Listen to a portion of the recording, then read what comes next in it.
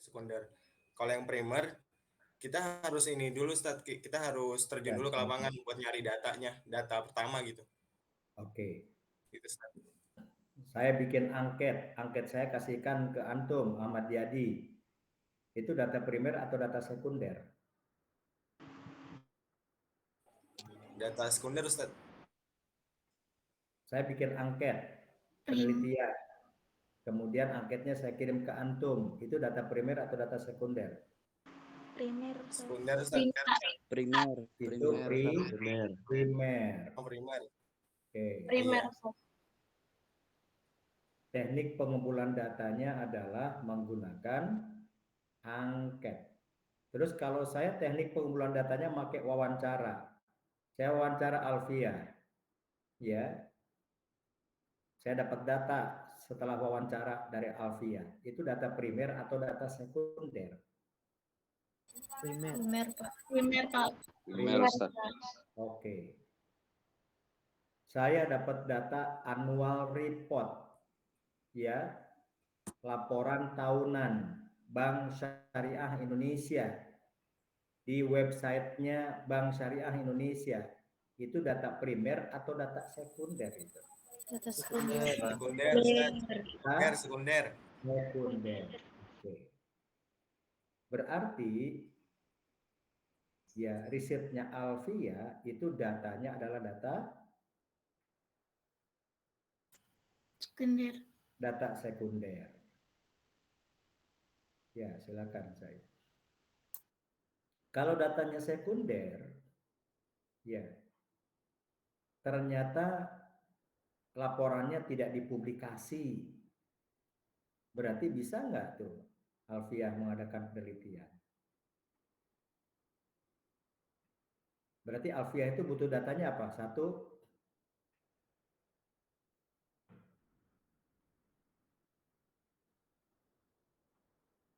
berarti Alfia itu butuh datanya apa?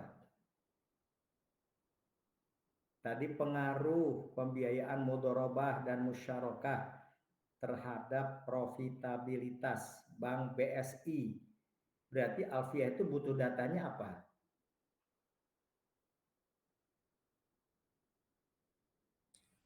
Data sekunder Ustaz. Oke, apa data sekundernya?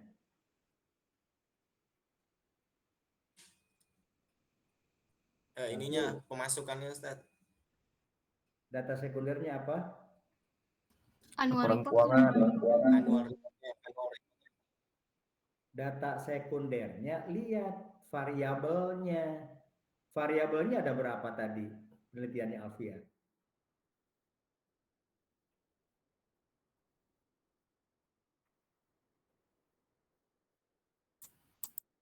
Variabelnya ada berapa tadi?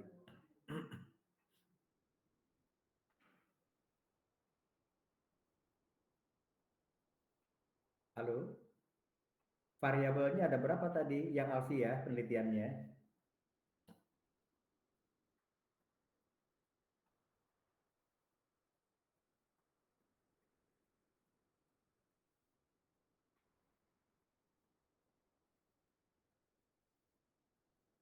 Halo?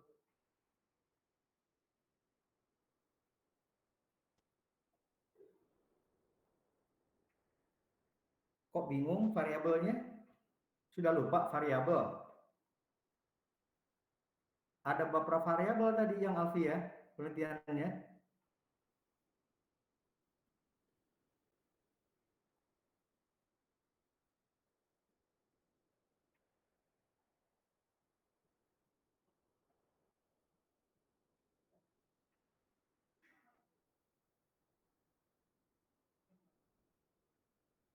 Ada dua, Pak.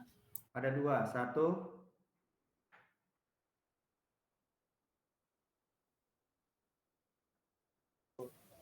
tadi kasus indeks voting school ya.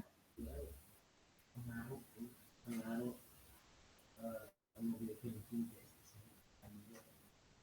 alirnya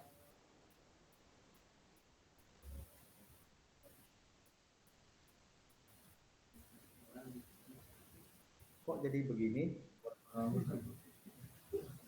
pengaruh pembiayaan mudorobah dan musyarakah terhadap profitabilitas Bank BSI. Itu variabelnya ada berapa itu?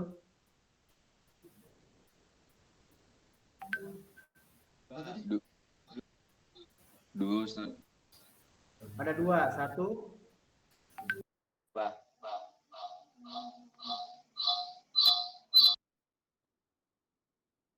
satu apa satu?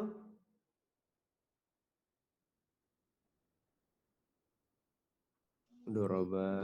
Ustaz. Pembiayaan mudorobah, Pak. Sama musyarakah. Satu pembiayaan mudorobah, kedua pembiayaan musyarakah. Sudah, dua itu. Sama perbitan. Sama profitabilitas. Jadi ada berapa variabel kalau begitu?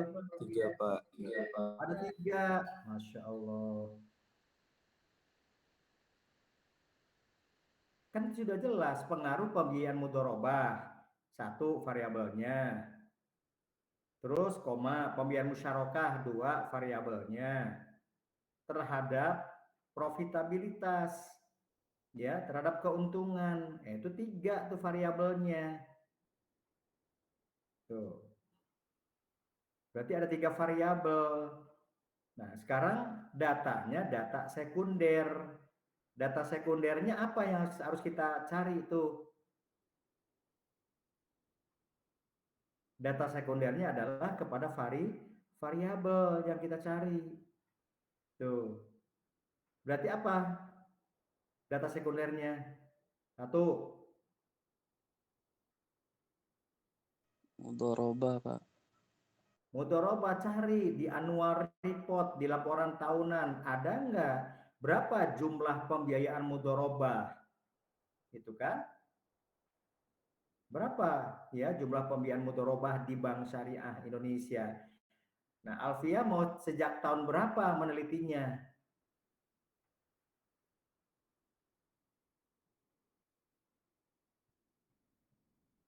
Halo, Alfia mau sejak tahun berapa penelitiannya?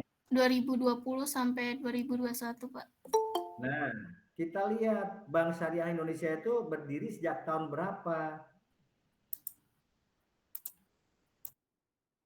BSI itu adalah gabungan dari satu Bank Syariah Mandiri, yang kedua Bank BRI Syariah, yang ketiga Bank BNI Syariah. Ada 3 tuh gabungan Bank BSI itu. Apakah tahun 2020 sudah berdiri Bank Syariah Indonesia?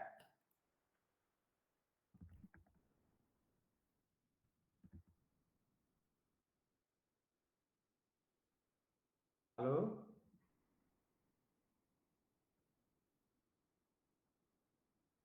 Apakah sudah berdiri?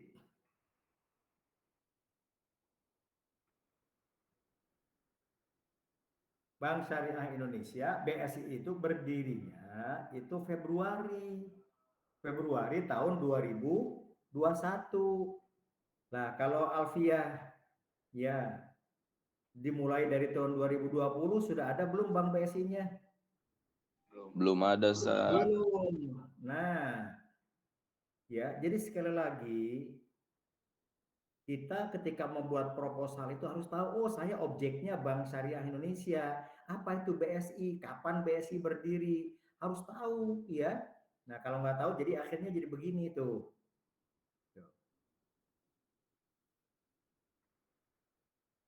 Jadi ketika saya mau meneliti Bank BSI, harus tahu dulu apa itu Bank BSI. Kalau saya mau meneliti tentang mahasiswa SEBI, saya harus tahu SEBI itu apa. Kalau saya mau meneliti teroris, saya harus tahu teroris itu apa. Ya, tuh. Kalau saya mau meneliti sekarang bencana di Cianjur, saya harus tahu Cianjur itu di mana. Ya, lokasinya di mana Cianjur itu. Terus kok kenapa Cianjur bisa gempa? Ya, kok kenapa Cianjur banyak korban yang meninggal? Terus ditanya begitu. Ya. Oh, saya mau meneliti pengaruh pembiayaan mudorobah. Apa itu pembiayaan mudorobah? Apa itu pembiayaan musyarakah terhadap profitabilitas? Apa itu profitabilitas? Nah, jadi kayak begitu harus tahu dulu. Ya. Jadi jangan ujug-ujug. Ya. Saya dulu ingin menikah dengan akhwat, kalau tidak Jogja, Solo. Kenapa harus sama orang Jogja atau Solo? Karena sudah tahu, oh orang Jogja itu begini, orang Solo itu begini. Itu harus tahu dulu, ya. Terus, apakah ada pembiayaan mudharabah itu sejak tahun 2021 Februari itu apakah ada atau tidak sampai dengan sekarang? Ya. Oh, kalau tidak ada, misalkan di annual report, bisa nggak diteliti itu? Nggak bisa. Nggak bisa. Nah, ini hal-hal yang basic sekali, ya. Hal yang basic. Makanya jadi antum dulu baru 3 pertemuan sudah bisa menyalahkan skripsi orang, latar belakangnya salah. Sekarang giliran baru bikin proposal saja kan sudah bingung tuh. Ya. Nanti giliran antum bikin skripsi dikumpulin di perpustakaan, ya, kemarin pertemuan ketiga sudah bisa nyalahkan orang, mentertawakan skripsi orang. Besok ketika antum bikin skripsi, ya, kalau misalkan cara bikin skripsinya begini, giliran ya Anda yang ditertawakan oleh adik kelas nanti. Gimana sih Alfiah? Kok penelitiannya BSI populasinya tahun 2020, padahal BSI baru berdiri Februari 2021. Terus yang diteliti siapa? Gitu. Oke. Nah, hal-hal yang seperti ini basic, ini dasar ya, basic. Makanya kenapa minggu kemarin disampaikan ya, kerjakan minimal sehari itu 2 jam minimal. Ya. Sehingga besok ketika mata kuliah SUP, seminar usulan penelitian, itu nyambung. Makanya kenapa saya bilang saya lebih suka megang mata kuliah SUP itu, ya, lebih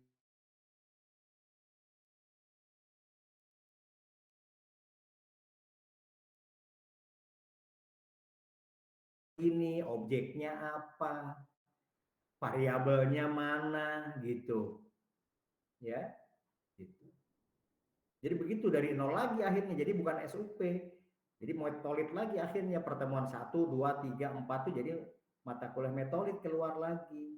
Itu ada berapa variabel, ya.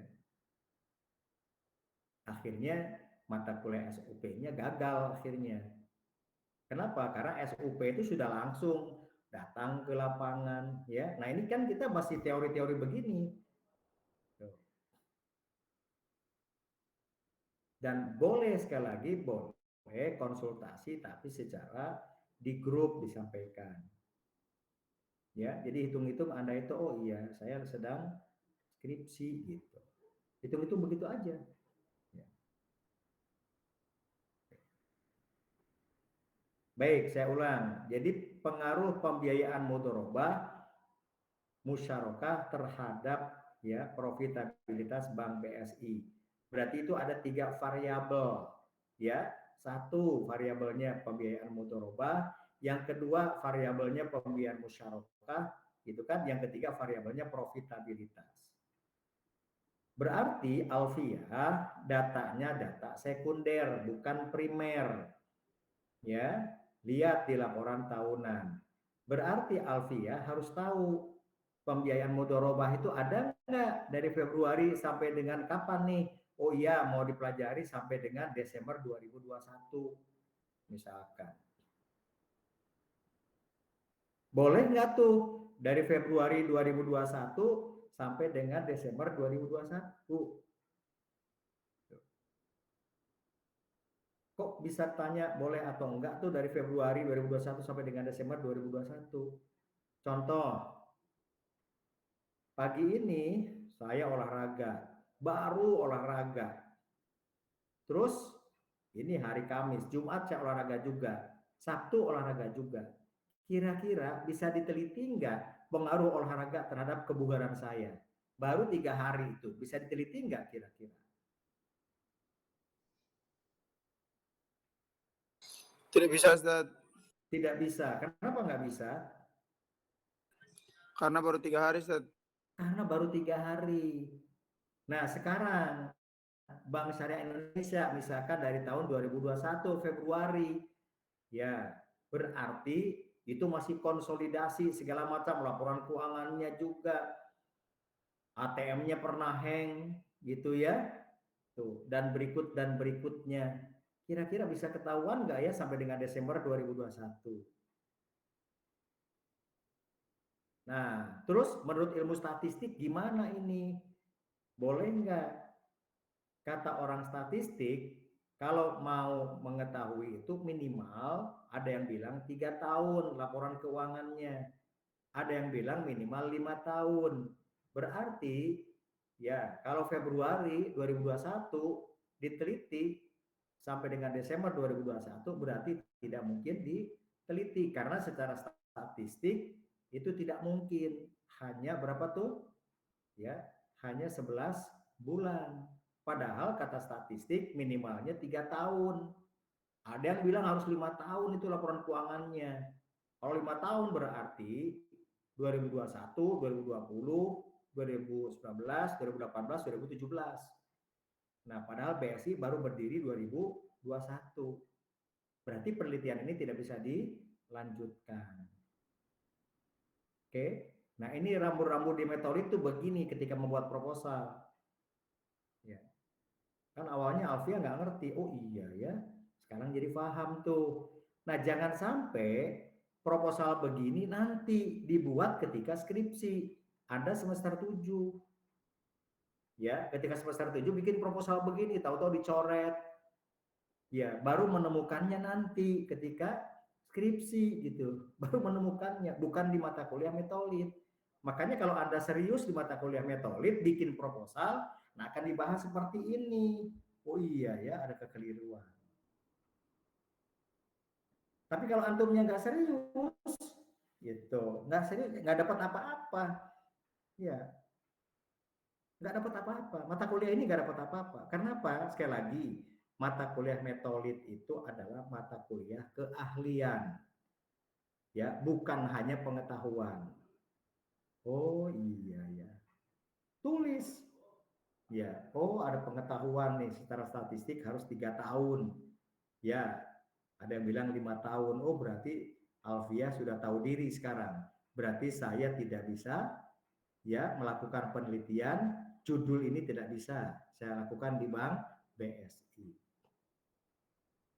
Jadi menarik tuh hal-hal begini tuh menarik. Ya, mumpung sekarang itu mumpung belajar di mata kuliah metodologi. Jangan sampai nanti di skripsi Anda menemukan begini, ganti judul, ya mentok lagi, ganti judul, mentok lagi, akhirnya semester 8 nggak bisa lulus, semester 9 nggak bisa lulus, semester 10 akhirnya drop out, DO gara-gara begini. Ya, makanya kerjakan, ya kerjakan. Saya nggak yakin itu, ini dikerjakan tiap hari saya nggak yakin. Ya. Saya berulang-ulang, saya aja waktu disertasi, ya Senin saya kerjakan, Senin, Selasa, Rabu, Kamis, Jumat, Sabtu, Ahad saya kerjakan, ya 7 hari saya kerjakan. Senin berikutnya saya lupa, bukan lupa karena sibuk, disertasi nggak saya pegang. Cuma 1 hari, Selasa saya pegang lagi disertasinya, saya bingung kemarin saya terakhir apa ya? Gitu. Bisa paham? Terakhir apa ya? Nah, apalagi antum baru bikin proposal skripsi belum pernah, ya. Ini sudah, ya. Paling ngerjakannya baru kemarin hari Rabu. Ya nggak akan nyambung, nggak akan, ya antum nggak akan dapat apa-apa.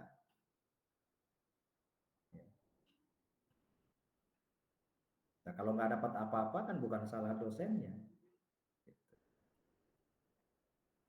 Oke, silakan. Ada yang mau ditanyakan? Silakan. Dari diskusi ini silakan. Jadi Alfia tidak salah. Alfia sudah bagus, sudah ada judul, ya. Ya, dapat judul aja udah bagus gitu loh, meskipun judulnya salah. Daripada dari minggu kemarin sampai dengan sekarang, apa ya saya ngerjain apa? Judul aja nggak dapet gitu loh. Ya, judul aja nggak dapet. Jangankan antum yang S1, banyak yang S3 itu, yang S3 itu masih salah tuh, judulnya aja masih salah. Ya. Apalagi yang S3-nya di perguruan tinggi swasta S3-nya. Kalau negeri relatif selektif, karena harus ada proposal dulu, diseleksi lulus atau tidak. Waktu zaman saya juga begitu. Saya ikut doktor by research, ya. Tuh. Doktor by research saya yang daftar cuma berapa? 15 orang atau 12 orang. Yang diterima berapa? Yang diterima 3 orang, bayangkan. Saya pikir semuanya diterima karena sedikit yang daftar. Ya.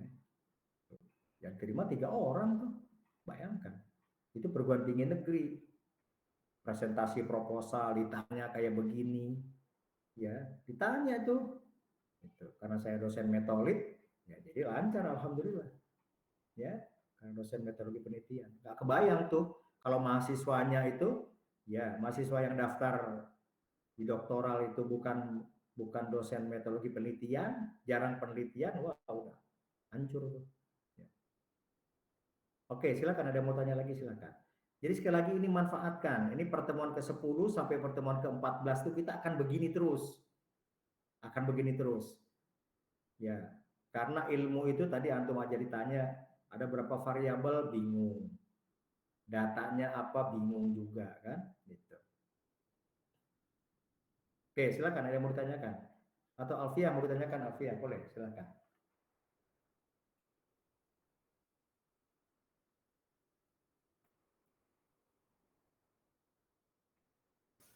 Apaan Ustadz mau minta koreksi dari judul nih? Ya, silakan. Judul saya ya. Antum kalau mau dipresentasikan boleh. Mau minta koreksi ini kayaknya masih banyak yang salah. Judulnya aja sih. Ya, silakan. Sebelumnya, Alfia bisa dipahami Alfia? Di mana kelemahannya Alfia? Iya Pak, bisa Pak. Oke. Jadi Alfia itu satu harus tahu apa itu pembiayaan mudharabah, ya. Yang kedua harus tahu apa itu musyarakah, yang ketiga harus tahu apa itu profitabilitas. Satu. Tuh. Yang kedua, buka dulu Bank BSI itu apa? Objeknya kan di Bank BSI. Bank BSI itu apa? Gitu. Ada nggak pembiayaan mudharabah di Bank BSI? Ada nggak pembiayaan musyarakah di Bank BSI? Ya, itu data-data yang basic. Nah, itulah nanti dicari, dimasukkan di dalam latar belakang. Oke. Dipahami ya, Alfia ya? Oke. Kasusnya Alfia bisa belajar yang lain. Oh, begini. Baik, sekarang udah silakan.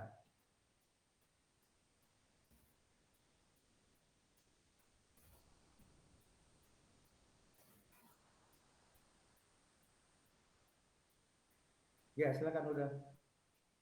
Ustadz ini lagi bentar.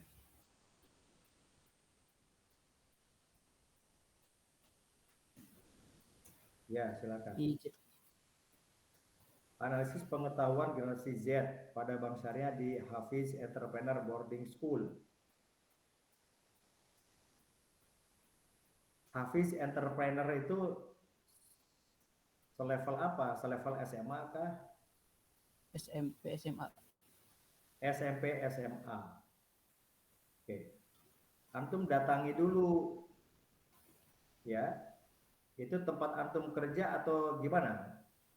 Tempat tinggal Ustadz di yayasan. Nah, variabelnya tadi apa variabelnya coba? Pengetahuan. Pengetahuan. Berarti antum lihat dulu apa itu pengetahuan.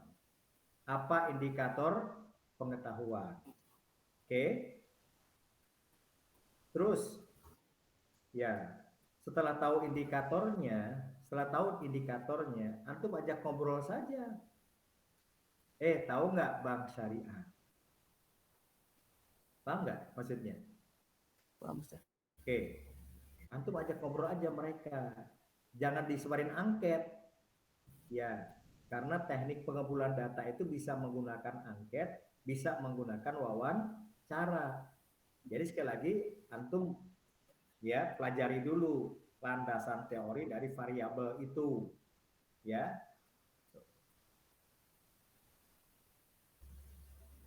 Terus setelah dipelajari, oh itu landasan teorinya adalah terkait dengan pengetahuan. Oke. Ya, objeknya adalah anak-anak generasi Z. Yang ditelitinya apa nih terkait dengan pengetahuan bank syariah. Berarti antum harus tahu juga apa itu bank syariah. Ada berapa BUS, bank umum syariah, ada berapa UUS. Ya, apa produknya? Gitu. Oke. Terus bagaimana cara pinjem? Bagaimana cara nabung? Oh, akad-akadnya gimana? Oh, mudorobah. Mudorobah itu apa? Musyarakah itu apa? Jadi antum harus tahu dulu tuh landasan teorinya. Kemudian setelah itu, ya, setelah tahu apa landasan teorinya, baru antum ngobrol. Ya, tadi dengan apa namanya? Dengan santri ya. Dengan santri ya, terkait dengan pengetahuan mereka tentang bank syariah. Oke. Nah, hasil obrolan itulah nanti yang akan dimasukkan ke dalam latar belakang. Itu dimasukin ke latar belakang. Oke. Di latar belakangnya, nah, tuh bilang tuh bla bla bla bla bla bla gitu. Ya. Tuh dibilang tuh. Nah, berikutnya adalah santrinya ini ada berapa orang santrinya?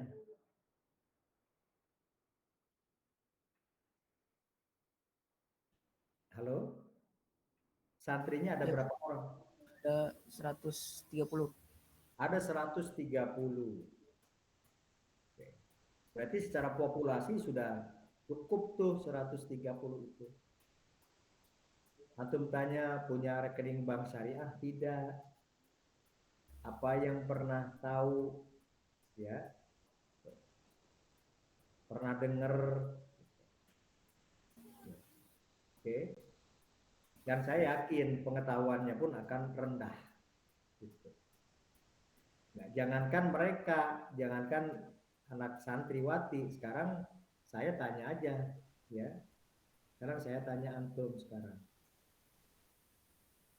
Apa kelebihannya bank syariah dibandingkan dengan bank konvensional? Coba. Coba nih, ini kan pengetahuan kan? Apa kelebihannya bank syariah dengan bank konvensional?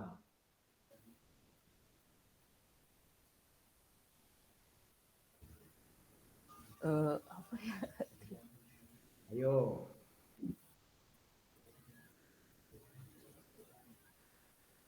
Terhindar dari riba, Ustaz. Ah, itu mah orang tahu terhindar dari riba. Tahu itu mah, ya. Nah, itu nanti anak santri pun akan ngomongnya begitu, terhindar dari riba. Itu. Ya. Nah, itu antum yang sudah semester berapa nih? Semester 5 kan? Sudah dapat mata kuliah ya ekonomi syariahnya sudah banyak, fikih muamalah saja, fikih riba goror, ya. Sudah banyak mata kuliahnya tuh. Itu. Apa kelebihannya bank syariah dibanding dengan bank konvensional? Atau dari mana keuntungannya bank syariah?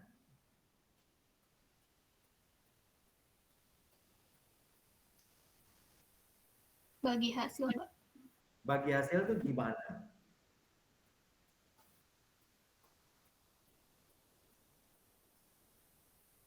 Maksud bagi hasil gimana? Kok bisa dapat untung dari bagi hasil? Gimana tuh?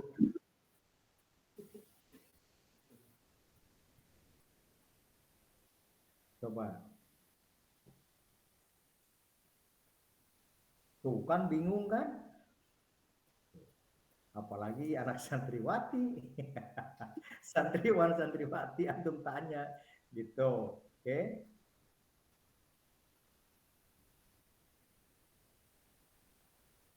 Tahu nggak bank syariah? Oh tahu. Terus bank syariah apa saja yang kamu tahu? Bank muamalat. Ya. Terus apalagi? Ya. Kan pertanyaan-pertanyaan kayak begitu kan. Dari mana keuntungannya bank syariah? Oh bagi hasil. Maksud bagi hasil gimana coba? Ya, antum nih manajemen perbankan syariah nggak tahu untungnya dari mana. Kan cilaka 17. Belum lagi ditanya apa bedanya mudharabah dengan musyarakah. Gitu. Ya. Bisa dipahami sampai sini? Nah, jadi logika-logika itu oleh kita sebagai peneliti itu ditanya dalam diri kita, terus ditanya. Kok bisa sih? Padahal Cianjur itu jauh dari laut. Kok bisa sih banyak yang hancur? Ya. Terus ini gempa buminya gempa bumi kenapa? Ya. Apakah vulkanik atau tektonik? Ya. Terus gitu. Nah, itu kan bukan wilayah ilmu kita ya. Nah, misalkan kalau wilayahnya ilmu orang yang paham terkait dengan gempa bumi gitu. Terus setelah tahu ke depan harus gimana nih orang Cianjur nih? Ya. Nah, kalau saya jadi presiden misalkan ya, itu gimana caranya nih? Tidak boleh rakyat saya meninggal begitu saja, nggak boleh. Apa yang harus dikerjakan? Berapa rumah? Ya. Terus mereka akan gimana tuh setelah roboh rumahnya? Nah, negara harus hadir di situ. Ya. Kalau negara tidak hadir, cilaka.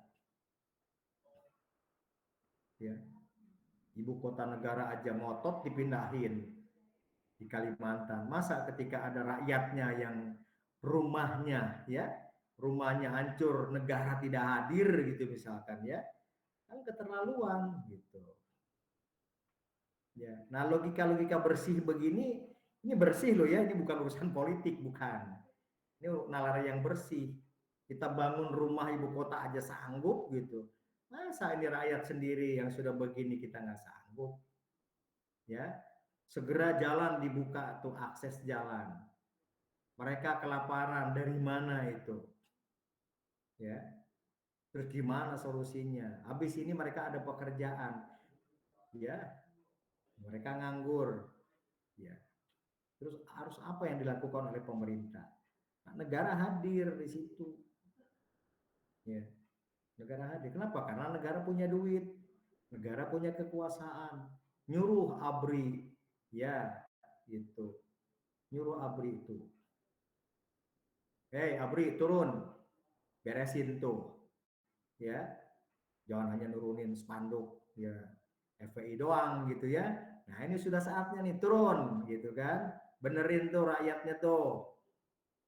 Ya, jalan dibuka tuh, gitu. Jadi dengan urusan politik, semangat banget gitu ya. Tapi giliran kemanusiaan lemot banget gitu.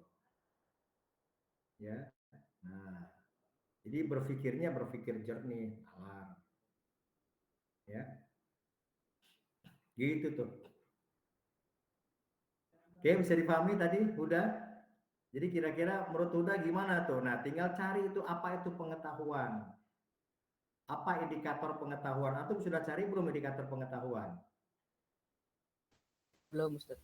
Nah, antum cari dulu indikator pengetahuan itu apa.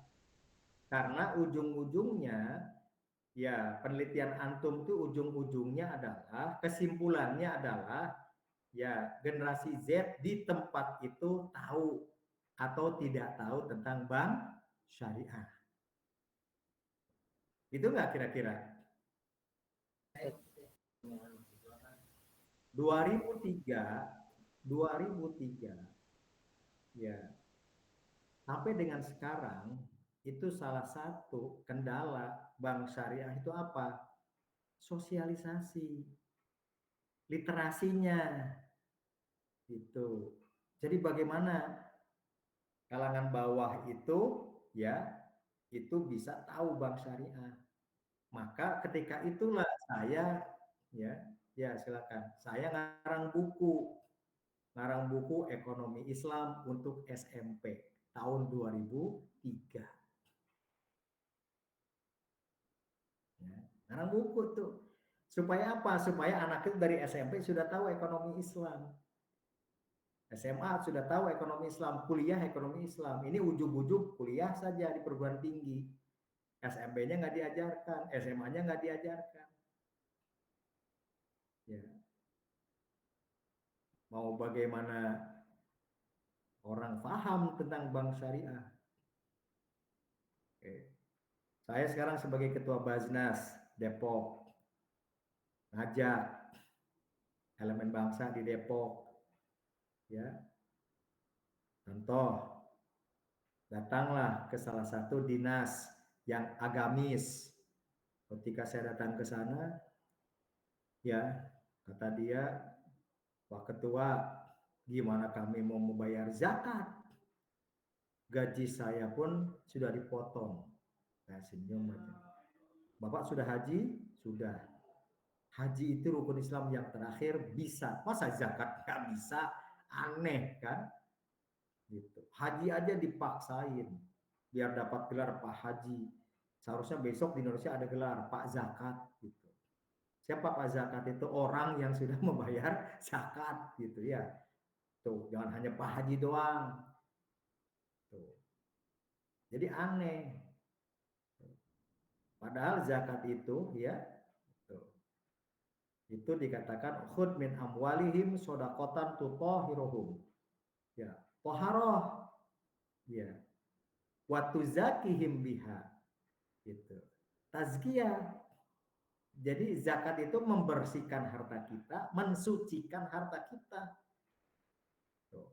Kalau kita makan, minum, ya makanan minuman yang nggak bener, maka tubuh kita akan sakit. Demikian juga kalau harta kita itu tidak kita bersihkan dengan zakat, tidak kita sucikan dengan zakat, maka jangan harap saya sendiri bisa soleh, istri saya bisa soleha, anak-anak saya bisa soleh dan soleha, jangan harap. Kenapa? Karena harta saya, penghasilan saya tidak dibersihkan dulu. Harta saya tidak disucikan dulu, gitu.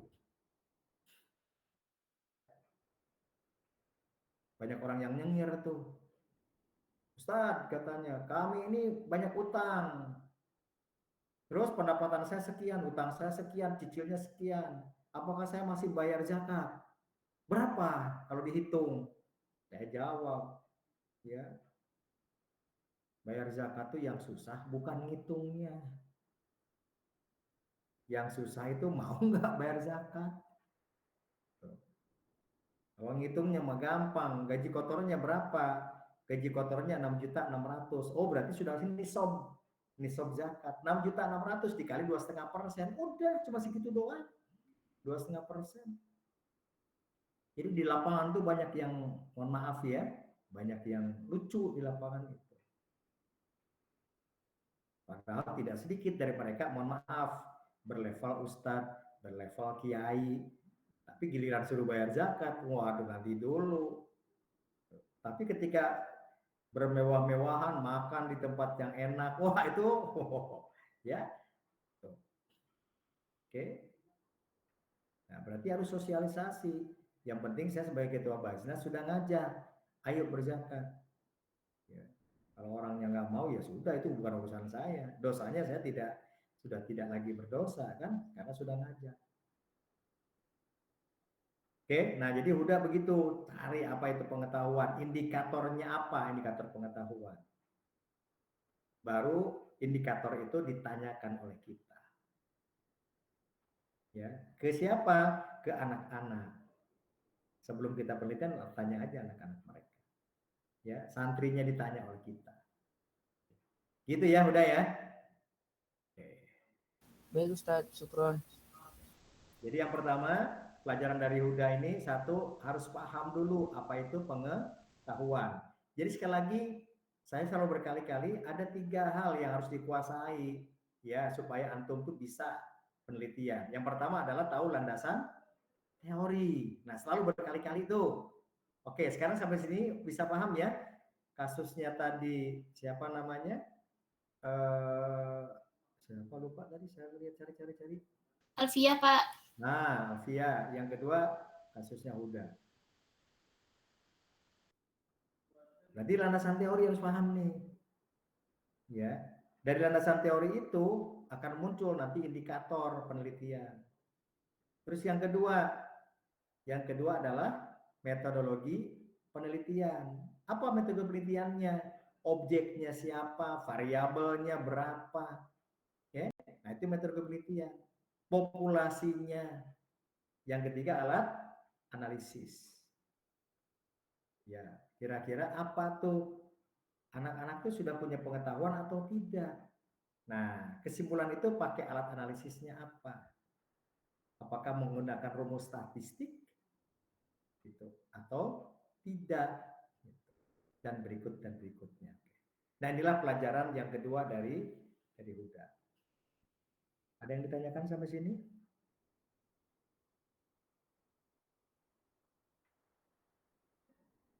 Ada yang ditanyakan sampai sini?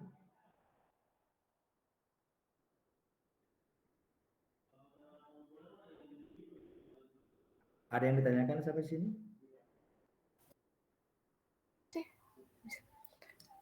Pak, kalau Ya. saya mau nanya terkait judul saya juga boleh nggak? Boleh. Memang saatnya ini untuk nanya.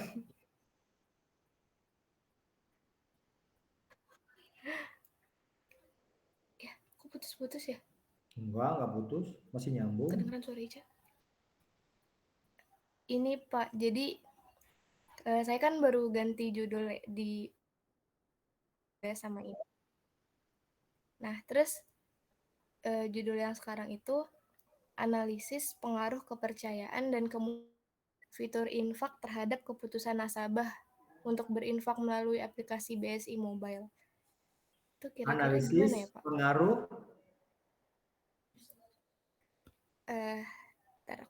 Saya tulis dulu deh di kolom chat. Boleh. Soalnya kayak judul yang ini tiba-tiba kepikiran aja gitu. Sebentar. Tiba-tiba datang wangsit gitu. Enggak, saya tuh abis transfer, Pak. Terus kan kalau di BSI setelah transfer itu kan biasanya ada tulisan apakah Anda ingin berinfak gitu kan. Terus yaudah tiba-tiba muncullah ide gitu. Ini nih buat judul gitu. Cuma masih ragu, Pak. Kok nggak bisa ya? Staf. Tolong ketikin deh. Analisis pengaruh kepercayaan dan kemudahan fitur infak terhadap keputusan nasabah. Melek banget laptop Ica. Untuk berinfak melalui aplikasi BSI Mobile. Ada belum? Oke. Pengaruh kepercayaan. Sudah. Dan udah. Saya sudah bisa menangkap maksudnya Lisa. Oke. Ya, Pak. Iya, Pak. Ya. Intinya Lisa ini baru posisinya di mana coba kalau baru begini? Maksudnya? Masih ingat nggak proses penelitian atau alur penelitian? Cari masalahnya dulu. Bukan. Pak. Bukan itu. Yang pertama apa yang pertama? Minat. Nah, jadi ini sekarang yang ketiga. Jadi ini baru minat sebetulnya, belum kepada yang kedua, masalah. Kira-kira dari minat itu, setelah minat, maka yang kedua apa prosesnya? Browsing. Ya. Browsing. tanya-tanya, wawancara, atau nyebarin angket, Browsing udah. buka jurnal. Sudah buka jurnal yang sama dengan ini, dengan Lisa tadi? Udah Pak. Udah buka 3 jurnal sih. Oke. Bagus lagi kalau yang sama judulnya dengan kita. Iya, saya ada satu judul jurnal yang hampir sama sih sebenarnya. Kalau jurnal yang satunya itu Ziswaf gitu. Jadi kayak lebih komplit. Kalau saya tuh lebih ke infaknya aja gitu Oke. yang saya bahas. Baik. Nah, berarti ini infaknya itu masuknya kemana tuh yang BSI itu coba? Begitu kita transfer, ya, begitu kita bayar apa, gitu. Begitu kita ambil duit kan infak juga kan? Iya. Iya. Enggak. Nah, berarti kita harus nanya kemana itu? Nanya ininya, maksudnya penelitiannya gini Pak. Objek penelitiannya di mana ini berarti, Lisa? Kalau saya mikirnya ke ini, nasabah di lingkup SEBI aja gitu, misal di prodi perbankan misal. Bukan. Jadi tanya ke duitnya itu ketika kita transfer, ketika kita ngambil duit kan disuruh berinfak kan? Iya. Oke. Nah, duitnya kemana itu masuk? Duitnya masuknya itu adalah ke lembaga amil zakatnya Bank BSI. Oke. Baik. Oke.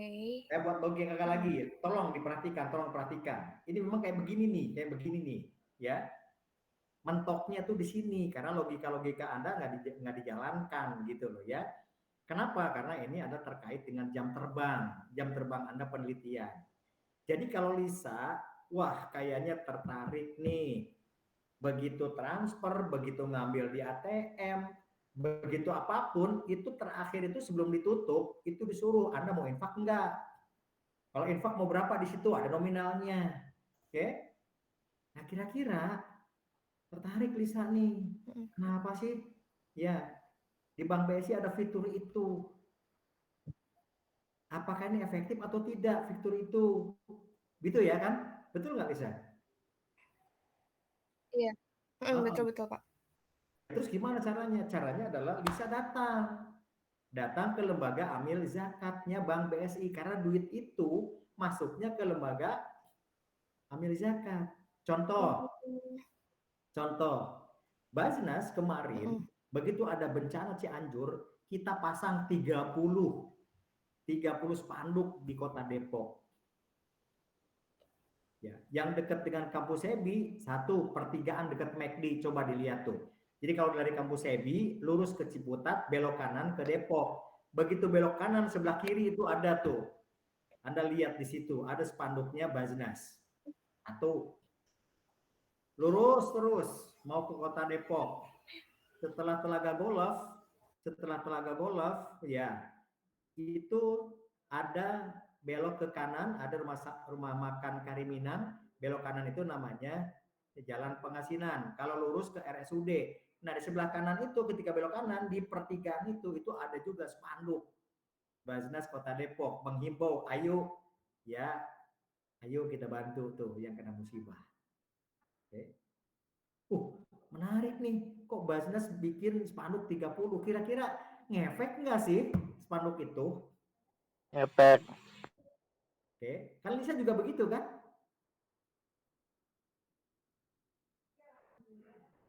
Halo? Iya Pak. Lisa begitu juga kan? Maksudnya kan? Iya.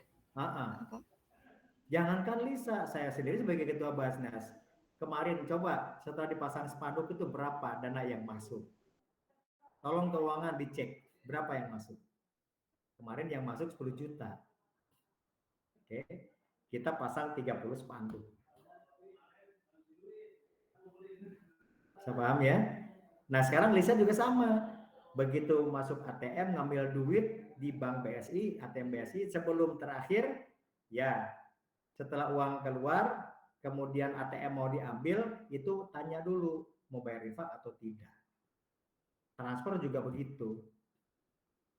Ya.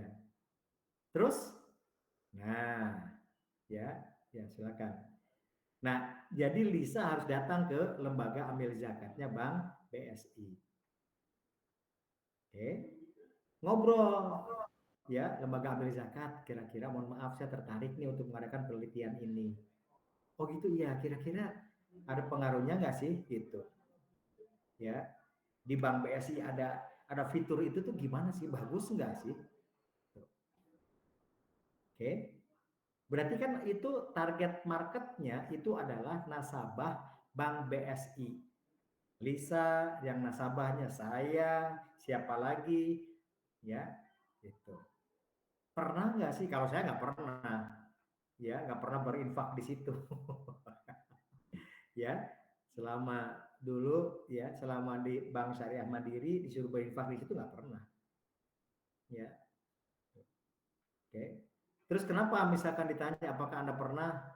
Pernah. Kenapa Anda pernah ke situ? Apa yang menjadi Anda tertarik? Kan begitu kan? Pertanyaan-pertanyaan Lisa begitu ya penelitiannya, betul nggak? Iya, Pak. Nah, jadi sekali lagi Lisa datanglah ke lembaga amil zakatnya, ya Bank BSI. Sampai di sini bisa dibayangkan Lisa? Alur-alur penelitian Lisa. Jadi Lisa itu baru ide, baru minat, baru minat. Setelah datang ke lembaga amil zakatnya, baru tuh bisa di situ menemukan masalah. Kenapa? Karena Lisa sudah melakukan wawancara. Gitu Lisa. Baru tuh ditulis bab 1. Jadi itu baru ide. Semua juga yang tadi 1, 2, 3 juga baru ide sebetulnya. Gitu. Belum menemukan masalah. Dan bisa jadi tidak ada masalah. Oke. Clear ya, bisa? Silakan. Oh iya Pak. Soalnya sebelumnya itu saya mikirnya karena di sini ya terhadap keputusan nasabah gitu ya untuk berinfak atau enggak gitu di aplikasi BSI Mobile, makanya saya mikirnya penelitiannya tuh langsung ke nasabahnya gitu loh, kayak buat kuesioner kayak gitu Pak. Ternyata harus ke lembaga amil zakatnya. Iya, kita tanya dulu ke lembaga amil zakatnya. Ya, karena itu objek yang kita teliti adalah lembaga amil zakatnya. Objeknya kita tanya dulu objeknya. Ya. Terus nasabahnya itu siapa nasabahnya? Lisa, saya itu sebagai apa itu? Populasi. Populasinya bisa dihitung atau tidak populasinya? Bisa. Kan ada datanya, Pak. Siapa yang mau ngasih data? Oh, enggak dikasih ya? Nggak dikasih, anak aja. Itu rahasia itu. Nggak mungkin. Berarti itu datanya data populasinya tidak terhingga. Terus caranya gimana? Kan Mas kemarin sudah disampaikan kan teknik sampling kemarin sudah diajarkan kemarin, pakai itu akhirnya ke situ, oke? Ya. Jadi secara ilmunya metodologi penelitian Anda semua sudah punya, sudah tahu sebetulnya, tinggal aplikasinya sekarang. Tuh. Kalau tidak diaplikasikan, ya pengetahuan tadi, ilmu tadi Anda nggak dapat. Ya, jadi 3 orang ini baru ide, baru minat. Oke, gitu. Bikinlah alur penelitiannya ini gimana ya, kemana nih? Nah, kayak begini ini sebetulnya. Ya, metolit ini outputnya. Jadi Anda itu paham bagaimana ya. Oh, kalau saya kata Lisa, kalau saya mau penelitiannya begini-begini, gimana prosesnya? Harus apa yang harus saya lakukan? Step-stepnya gimana? Langkah-langkahnya gimana? Ya, nah inilah mata kuliah metolit. Itu maksudnya. Oke. Sampai di sini yang mau ditanyakan lagi?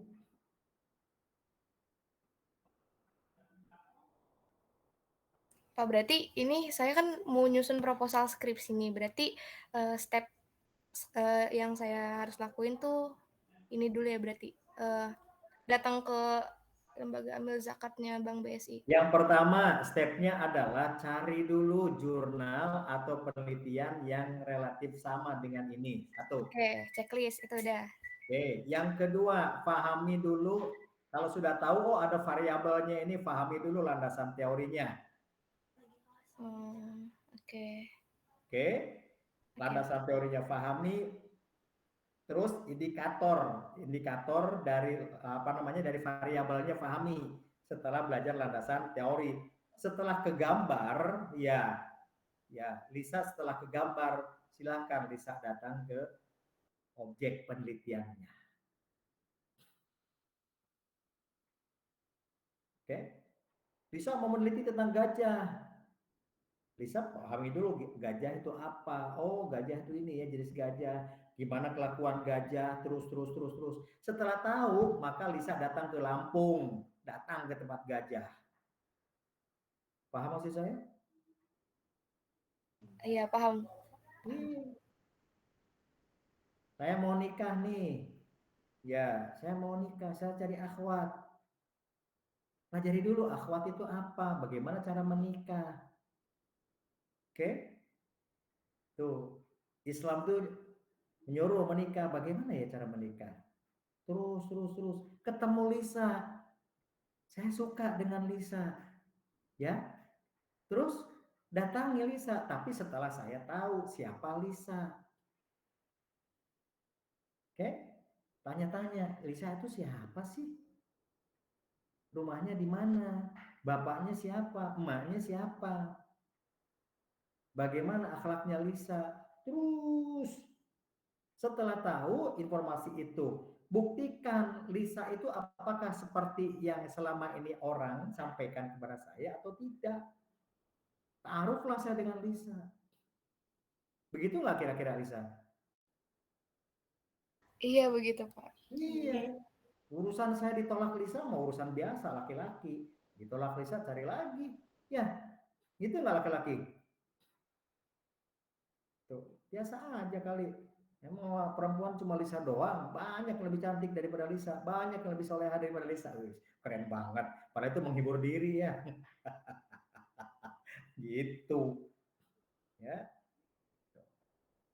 Jadi begitu caranya. Ya, pahami dulu. Oke. Clear ya, Lisa?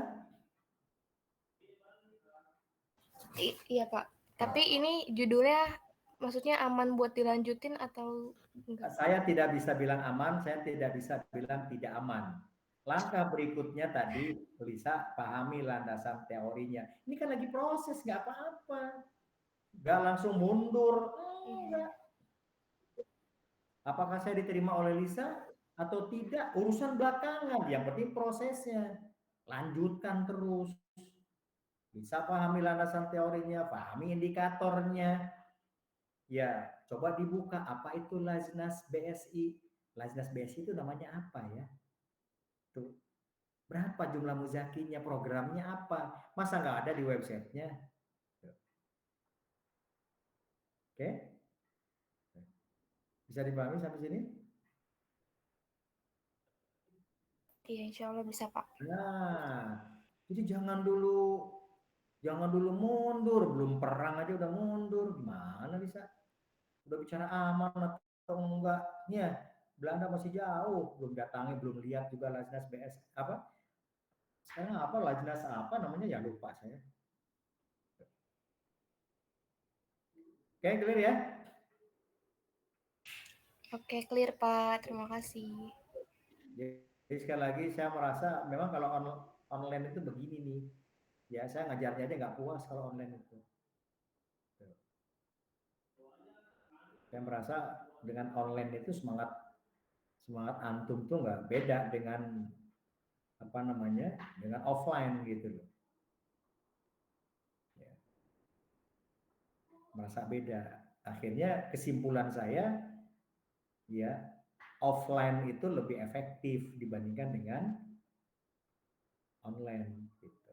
Itu kesimpulan saya. Dari mana indikatornya? Ya, indikatornya adalah dari perhatiannya, dari banyak pertanyaannya, gitu kan? Tuh. Ya, dan saya juga menyesal tidak bisa offline ya. Kenapa menyesal? Menyesalnya ya karena memang ada tugas. Saya harus rapat, mimpin rapat, ya. Karena mau berangkat ke Cianjur untuk membantu saudara-saudara kita yang kena musibah di sana. Jadi hanya dipaksain harus di sini. Baik, sekali lagi mohon maaf ya. Insya Allah nanti pekan depan tolong absennya ya. Mulai Senin silakan mungkin Anda absen tanda tangan, atau kalau enggak nanti pekan depan aja, hari Kamis depan. Ya. Terus ya lanjutkan lagi itu, makanya dibikin sehari minimal 2 jam itu dipraktekkan oleh kita. Kalau dari sini udah semangat, besok tidak dikerjakan, besoknya lagi tidak dikerjakan, maka ya sudah. Ya. Anda nggak dapat apa-apa di mata kuliah ini. Oke? Nggak dapat apa-apa. Oke. Itu hanya dapat hadir aja, dapat absen saja, nggak dapat apa-apa.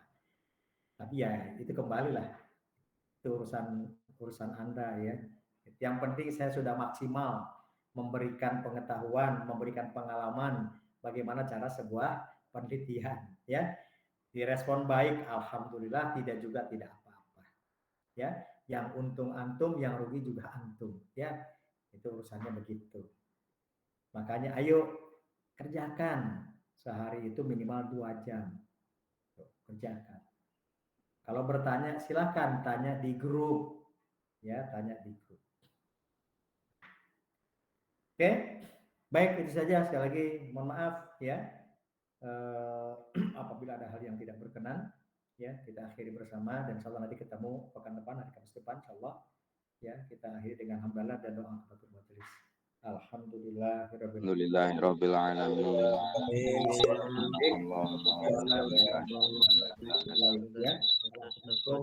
Assalamualaikum warahmatullahi wabarakatuh. Waalaikumsalam. Oke, Ustaz. Terima kasih Pak. ya. Syukran Ustaz. Syukran Ustaz.